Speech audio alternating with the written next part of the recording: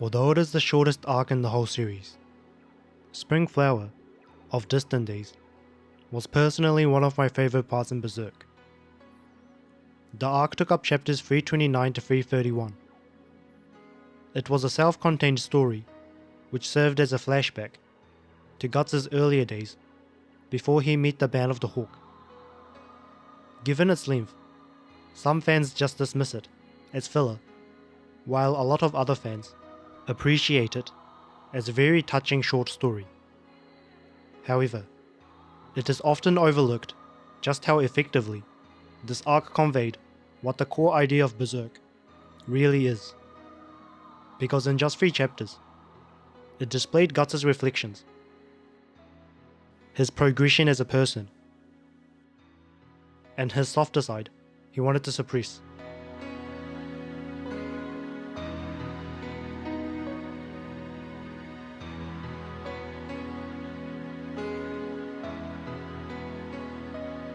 The first aspect of Guts' values, which conflicts over the arc, is his mistrust towards others. This was the main theme in the opening chapter. In the first part of the chapter, we see Martino, a fellow prisoner, talking and attempting to assist Guts. But this was when Guts was very much in his don't touch me phase, so he pretty much tells Martino to get lost and to not help him. However, when he falls for a second time, while ignoring Guts' shouting, Martino helps him back up, even taking a hit for him. In a great collection of words, as he carries Guts, Martino tells him, "But you know, you kill and you die. Maybe it's because of that rotten ass battlefield, that someday somewhere, you might meet some war buddies. And for them, it'd be kinda worth it to put your life on the line. Course, that's assuming you live long enough for it to happen." Guts is clearly touched by the statement. Following this, in what seems like a selfless manner, Martino unlocks Guts' handcuffs and tells him to escape. Guts says his regard to Martino and runs for it, but it turns out that Martino's intention from the start was to just use him as bait so that he could escape. Guts is quickly caught by the guards and realizes Martino had used him.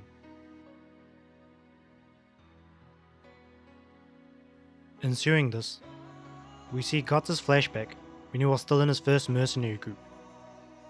Gambino tells Guts and the newcomers to charge, but after being easily slain by the opposing side, he realizes that Gambino was just using his group as a decoy so he could attack the enemy off guard.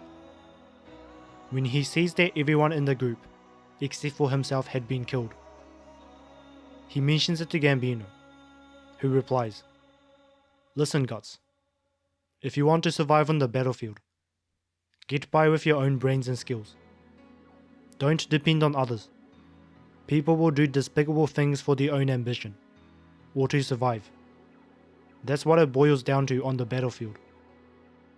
Those who blindly follow others out here just get chewed up, spat out, and killed." To this memory, after all the events which happened that day, after being betrayed and exploited by Martino, Guts tells himself, "Yeah, it's just like you said, Gambino. He isn't necessarily angry or enraged. He is simply ashamed. He is ashamed of the fact that he believed such good people existed, and that he was blind to what ended up happening to him."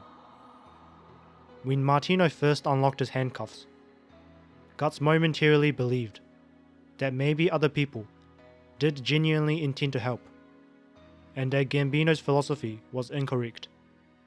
But all of that hope diminished when he realized the truth.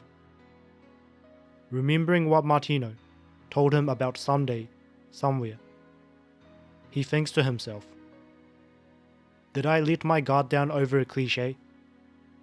That makes me a laughingstock. And that words like someday, somewhere don't belong anywhere near a battlefield.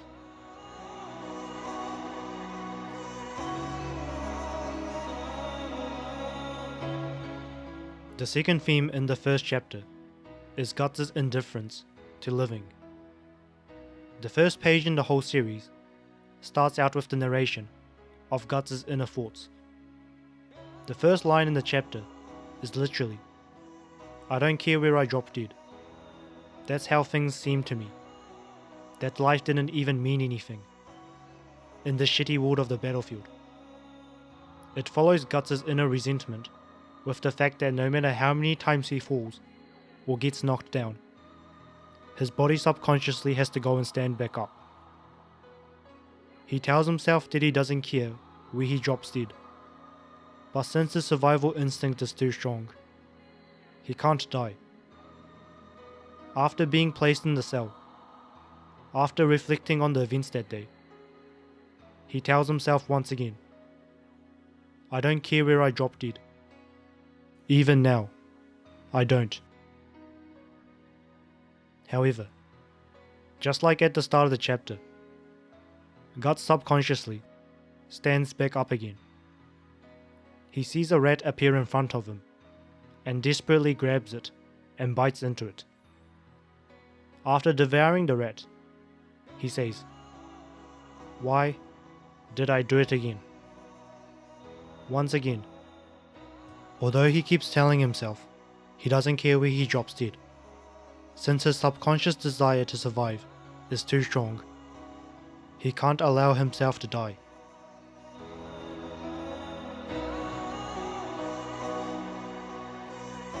At the start of the second chapter, our Lord enters the cell.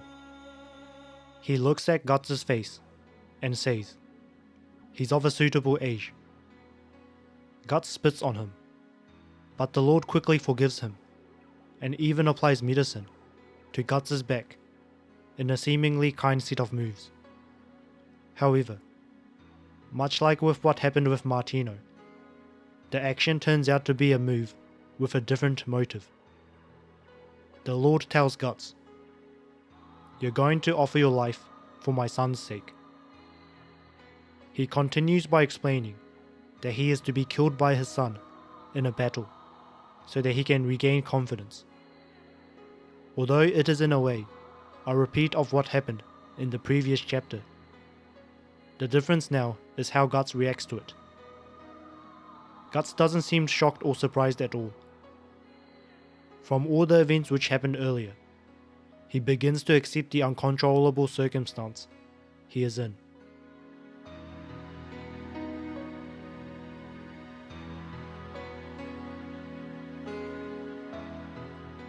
At the very end of the first chapter, Guts notices a small elf standing by a flower. But it is not until after the Lord leaves the cell that Guts begins to interact with her.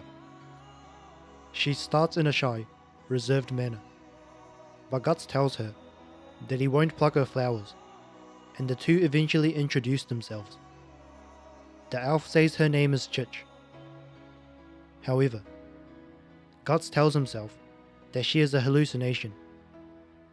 Chitch explains that she isn't a hallucination, and that she is the spirit of the flower, and that Guts had saved her by catching the rat as it was eating her leaves. In exchange for helping her, Chitch asks Guts if she can do anything as thanks.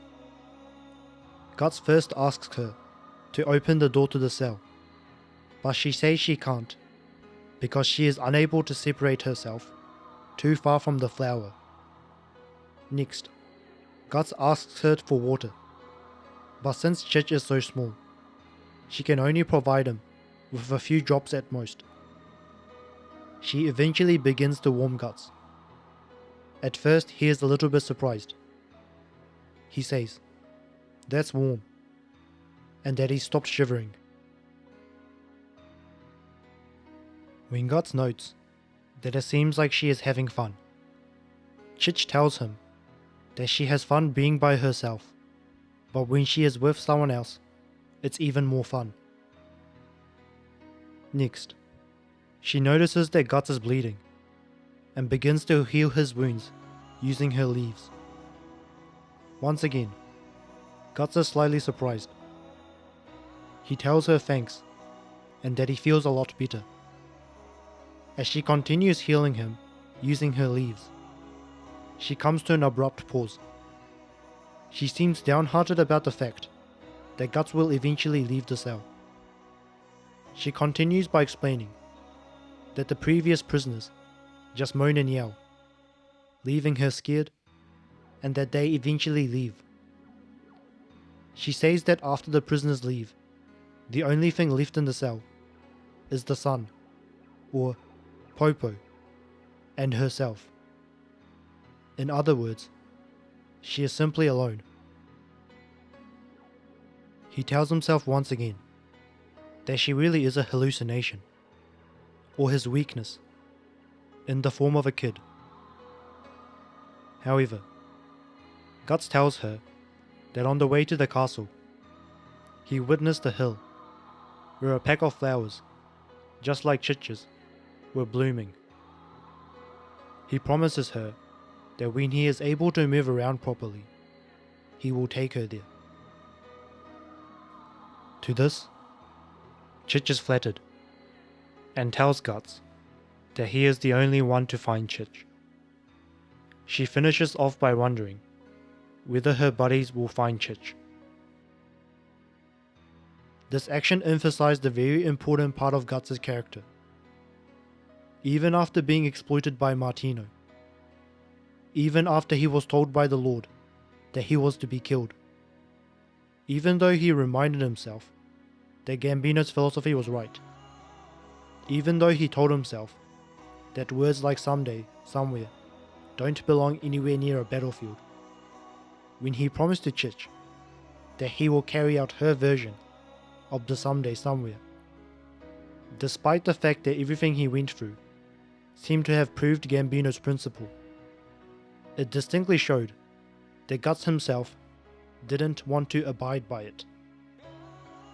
Even though all the major events up until that point reinforced Gambino's principle that people only act out of their own self-interest, Guts willingly chose to act differently. Unlike the others, he chose not to act out of his own self-interest and instead decided to help someone else out. The question now is, why? Why and how can Guts, after being betrayed and exploited by different people, still have the will to act altruistically?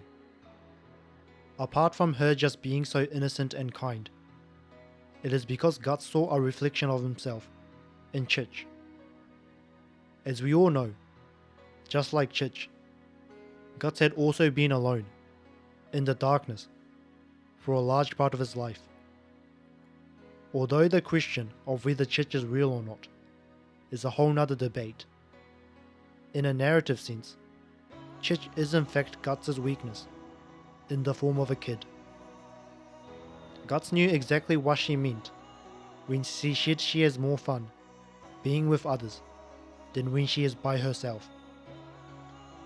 Deep down, just like Chitch, Guts wants to belong somewhere. But since he had been told that this attitude was wrong, he calls Chitch and this inner desire his weakness and attempts to hide it. A part of the story which contrasts with this ordeal with Chitch is the night when Guts escaped from his first mercenary group after killing Gambino. In this chapter, after falling off the cliff and pondering his existence, Guts thinks to himself, where am I going anyway?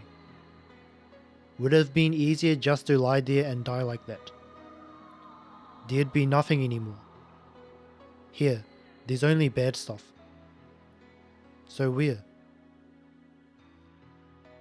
In both of these scenarios, the two are disregarded by others and are alone.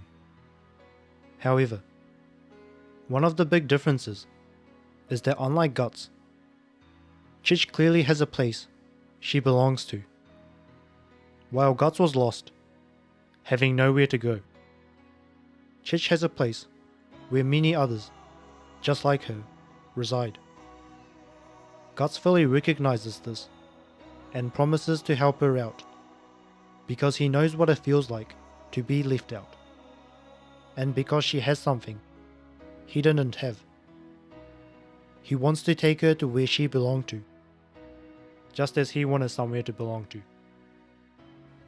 It's also worth noting that considering everything, up until he met the Band of the Hawk, Chitch was most likely the first person in Guts' memory to have displayed genuine kindness towards him.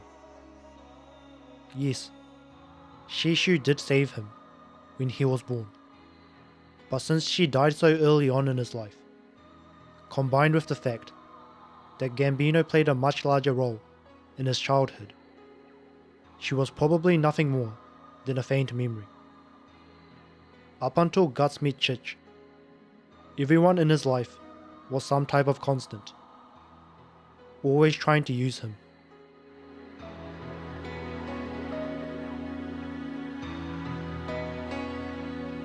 When Guts wakes up, he notices he has fully recovered to the point he can freely move again.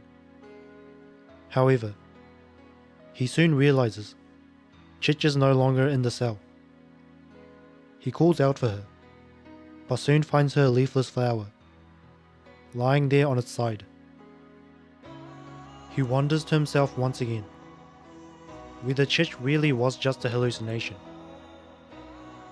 whether she actually was his soft-heartedness in the form of a kid. He says, "That's the problem with kids. Did you get so caught up in the moment, you didn't think about the consequences, and you plucked all your leaves?" He continues shouting out her name, in case she is still there. This is when Guts is called to get out of the cell, for the match the Lord mentioned the previous day. He pulls Chitch's flower's roots, and gently places it inside his pocket, before leaving.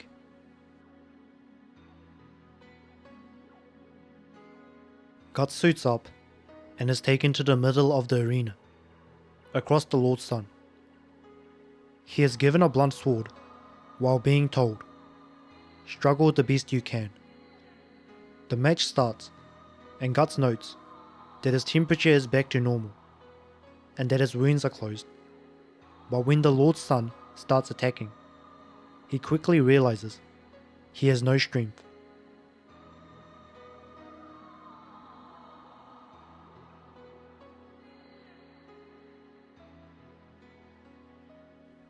Guts acknowledges how dire the situation is, but even then, we have this brief scene where Guts checks if Chitch's flower is still there, and he tells himself, "Besides, I haven't got time to waste." This re-emphasizes and showcases just how strong Guts' desire to save Chitch is. Just like many times throughout his childhood, not being fed, being given a blunt sword, he is once again placed in a situation he is supposed to die in. He is in fact the opponent here, but even then, since his survival instinct is too strong, and since his will to save Chitch is too strong, he still tells himself that he needs to survive. He needs to win. He reminds himself that he needs to carry out Chitch's desire before it is too late, before he exhausts himself. Standing back up after realizing this, Guts manages to land a few hits, but they are all ineffective, since his sword is too weak and the sun's armor is too strong. This is when Guts has a flashback to something Gambino had told him, that a sword can be used to disable nobles in their heavy armor. Guts uses this immediately, as he takes down the noble and takes him hostage. While this may seem like Guts' victory, in reality, it's far from one. He is still in the Lord's territory and is at the center of a sea of enemy soldiers. Guts is fully aware of this. We see one of the soldiers aim a crossbow gun towards Guts, but in the next moment, the wind picks up Chitch's flower and Guts reaches out to it. This is a very important scene. It again shows that Guts, deep down, has an instinctive concern for someone else, which he can't ignore no matter what. As mentioned earlier, he is in an extremely hostile and dangerous situation where one wrong move can end up getting him killed. But since his will to protect Chitch is too strong, he still instinctively reaches out to grab her flower. The selfless side of Guts saves his life. When he moved over to reach for the flower, the arrow ends up hitting the noble's back instead of his. After this, the tide of the situation turns. A sudden attack upon the soldiers take place, and we see an army enter through the gates. It turns out to be Martino. The two briefly meet again, and Martino tells Guts that he allowed him to notify the castle's location to the main forces. Guts is understandably angry, but Martino follows by saying that he ended up saving his life. He finishes by stating that Guts created a distraction so they could break in. Guts kneels down and says he's got no time for that right now. This is when Guts realizes that Chitch's flower had been crushed, with a large portion of its petals missing. He couldn't reach far enough. He couldn't save her. Now, going back to what Guts mentioned when he originally entered the cell, he said to himself that he shouldn't rely on anyone but yourself. That Chitch was a manifestation of this tender-heartedness which caused him to be captured. However, with what ended up happening at the end of the arc, if he hadn't reached out to catch Chitch, he would have been shot by the arrow and immediately captured. This is the same case with Martino. If Guts hadn't originally believed Martino's words and fell for his lie, he most likely would have been killed by the Lord's army, one way or another. Although it wasn't intentional by any measures, it was still very much Guts' tender-heartedness, or his so-called weakness, which ended up saving his life in the end. Did these events completely restore Guts' trust towards others? Probably not. As we saw in the Black Swordsman and Lost Children arcs, in the way he treated Puck, it was very obvious Guts still had a hesitancy to accept others, even after this event. And it goes without saying, when Miura was writing those arcs, he probably hadn't even thought of implementing this part of the story. However, at the very least, this ordeal with Chitch did make him question his prior beliefs, and it was most likely thanks to an accumulation of events like these, where people demonstrated true kindness to Guts, which restored his trust to the degree we see in the current storyline.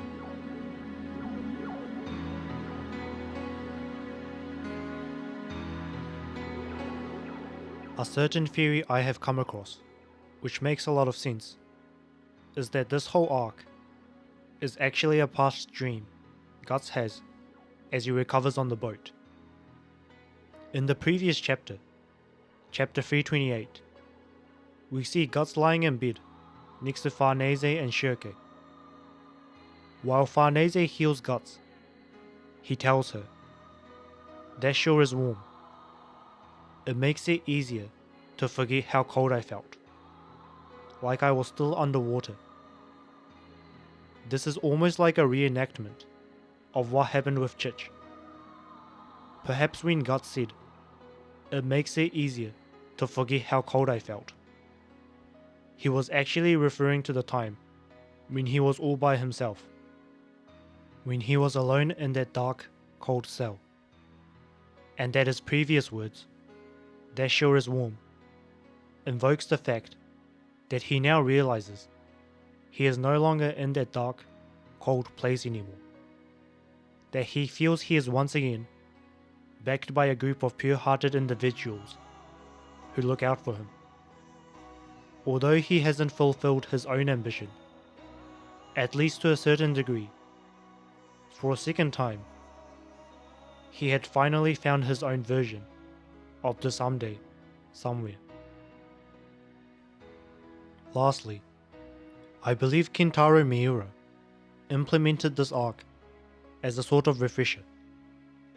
When this arc was first released, from the reader's perspective, Guts and the crew had been on the boat for literally years, and it was certainly enlivening to see Guts' past again with his old personality.